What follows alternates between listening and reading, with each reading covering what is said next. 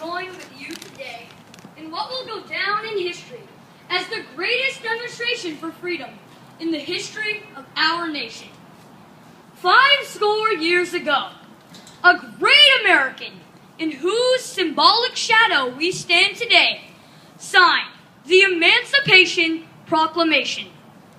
This momentous decree came as a great beacon light of hope to millions of African American slaves who had been seared in the flames of withering injustice. But 100 years later, the African Americans are still not free. 100 years later, the life of the African American is still sadly crippled by the manacles of segregation and the chains of discrimination.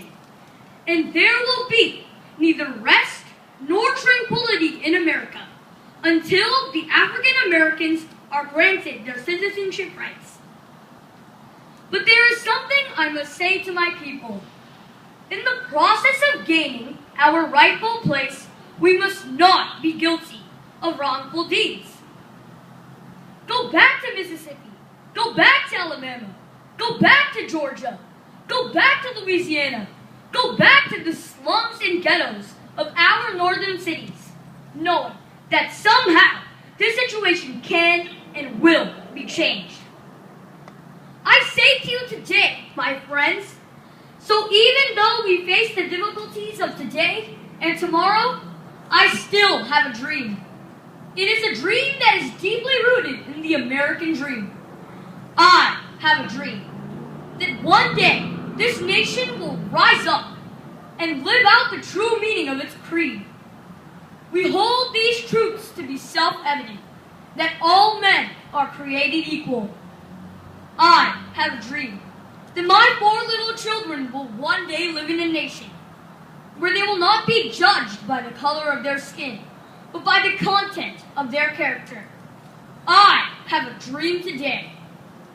I have a dream that one day in Alabama, little black boys and black girls will be able to join hands with little white boys and white girls as sisters and brothers. I have a dream today. And if America is to be a great nation, then this must become true. So let freedom ring from the prodigious hilltops of New Hampshire. Let freedom ring from the curvaceous slopes of California. From every mountainside, let freedom ring.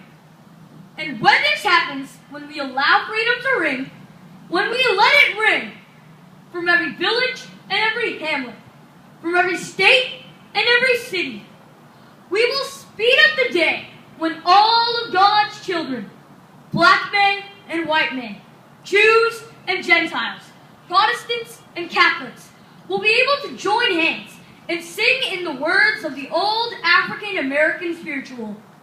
Free at last! Free at last! Thank God Almighty, we are free at last.